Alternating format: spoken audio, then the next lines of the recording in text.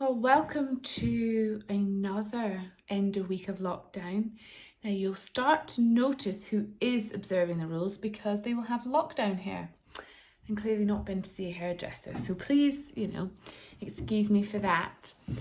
What I did find this week while I was having a bit of a clear out in clinic was some notes that I made from a workshop that I gave on stress and anxiety. And I thought, why not pop a few of those tips into a video that you can watch that might be really helpful for you or somebody that you know right now. Now, in chiropractic, we talk a lot about the fact that health comes from the up, down, inside and out. And to just refresh your memory, the reason that chiropractors adjust your spine is because what it's doing is changing the wiring in your brain. It's actually changing your brain state because your brain is what's controlling all the unconscious processes in your body. So even me just getting dressed this morning, climbing upstairs, sitting down to make this video used hundreds of thousands of completely unconscious processes, and my brain is going to be controlling that without me even having to think about it. And so you might identify, we start adjusting you and suddenly your pelvis starts to get level or your posture starts to change because we're really trying to rewire that unconscious patterns inside of your body. Now your brain, along with your spinal cord, which is your central nervous system, this master controller, if you will, is really designed to live in what's called the parasympathetic state, which is a relaxed, calm state. It's where you are not fighting or running away from something. So you can immediately notice that your digestion is probably going to be better because it's safe to digest a meal. You're going to sleep more deeply because, again, it's safe for you to rest. You're going to heal, you're going to relax, you're going to repair. And so actually adjustments help promote this state, and it's one of the ways that it actually works. So in terms of stress and anxiety, it's really important to understand that they are two different things. And stress is very often the result of external stuff happening to you. Busyness, the breakdown of a relationship, it could be difficulties at work, but it's really mainly concerned with your environment pressing in upon you for the sake of this video. And it's about being under too much mental or emotional pressure. And that's how the NHS actually defines it.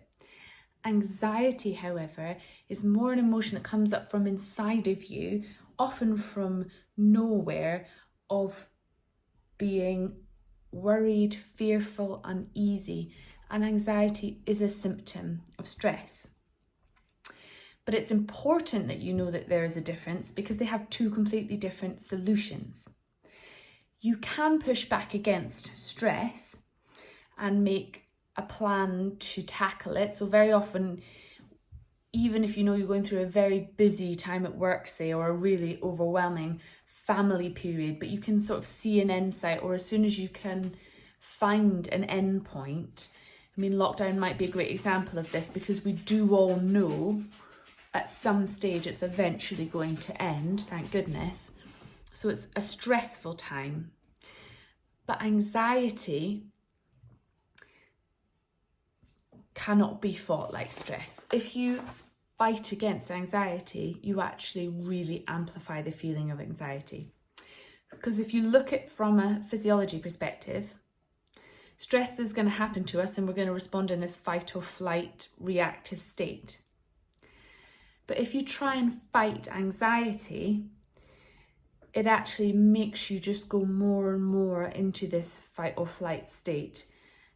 It's a fighting, anxious state that you can't fight by trying to beat it down, basically. Anxiety actually needs to be accepted. It needs a state of calm, acceptance, and sometimes forgiveness in order for it to start to dissipate. You need to actually be able to get into that parasympathetic, calm state for anxiety to really disappear. And there is good anxiety and there is bad anxiety. Not all anxiety is bad. If you see a car about to hit you, you should be feeling anxious, you should be feeling fear. because it serves a purpose. There's a reason to be anxious. And one of the things we're probably all finding difficult at the moment, the scientists and government included, is getting a true measure of how anxious we perhaps should be or need to be leaving our house. And we potentially won't know the real answer to that until into the future. But unhealthy anxiety is what comes up when you're not in any specific danger. You're feeling anxious about getting in the car, for example, and there's no real obvious reason behind that. You're just feeling it. It could be a fear of public speaking, of meeting new people, of getting outside of your comfort zone.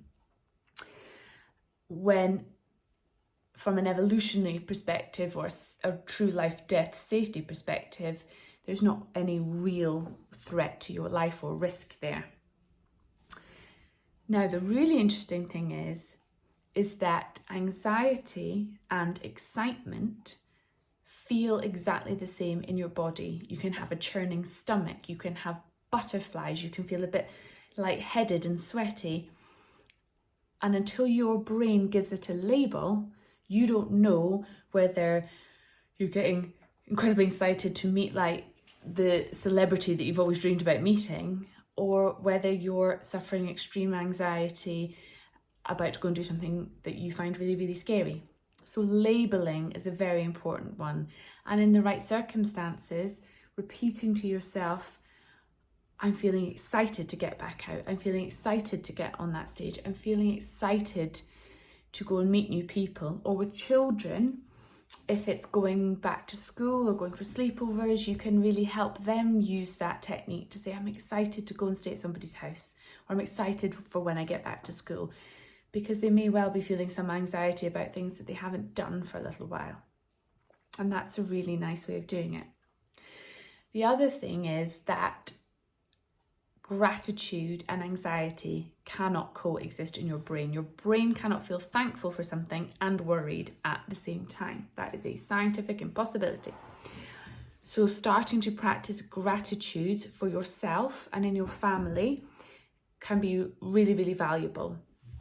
So something that we like to try and do is when we sit around the table for a meal, we might go around and say one thing that everybody's grateful for. Or you introduce it before bedtime and story time, or as adults, just like chatting in the evening or before bed. Try and get into that routine for yourself or in your family, ideally, to say what you're grateful for. And they should be genuine small things. The smaller and more real they are, the more powerful this exercise is. So we're all grateful potentially to be alive today. We're grateful that we still can leave the house. But maybe saying, I'm grateful for that moment of peace I had with that cup of tea, or that lovely hug, or I'm grateful that the sun is out and I'm going for this beautiful walk. A more specific thing and less grandiose is actually more powerful. And what it does is it actually starts wiring your brain and your subconscious brain to look out for things to be grateful for. When we're focused on anything, I should say, think about you're planning to buy a new car. Don't you notice suddenly you see that model of car everywhere? And it's not that it's more common than it was, it's just your subconscious is looking out for it because you made a conscious decision to potentially make that purchase. So if you feel anxious and we keep going down that anxiety path and making that pathway stronger in our brains, our subconscious will throw us, oh, you're anxious about this, what about this, what about this? And it'll keep bringing to you things that you could potentially feel anxious and fearful about. We can combat that in a calm, lovely way and not in a fighting, resisting way by introducing gratitude. And your subconscious will then keep bringing you different opportunities going, oh, that was a really nice moment. I'm also really grateful for that.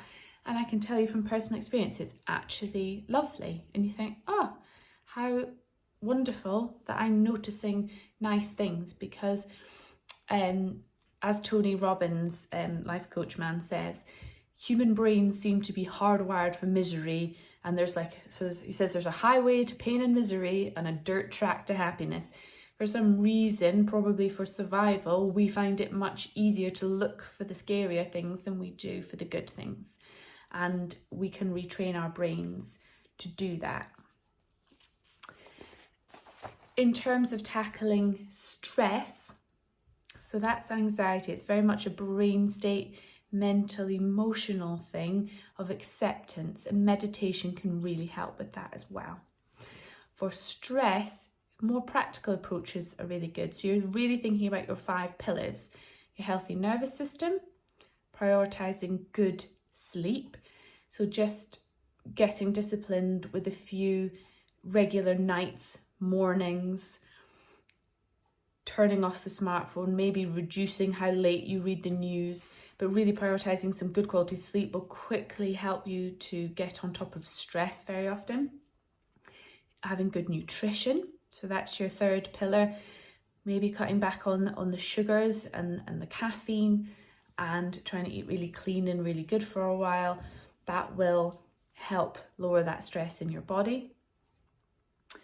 Your emotional state is the 4th pillar. So you can do all the things we talked about for anxiety around meditations, gratitudes.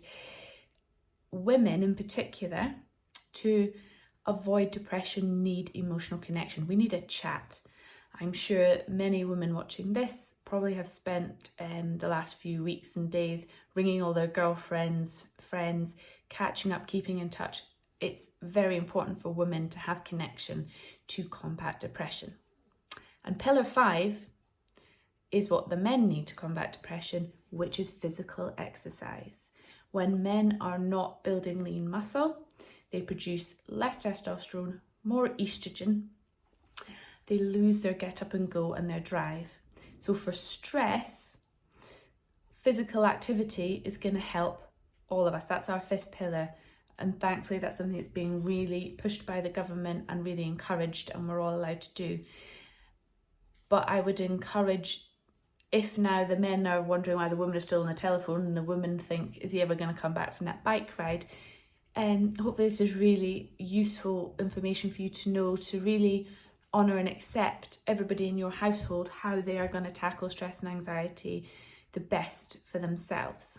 So that was a very potted version of my workshop, but I hope it was helpful for you.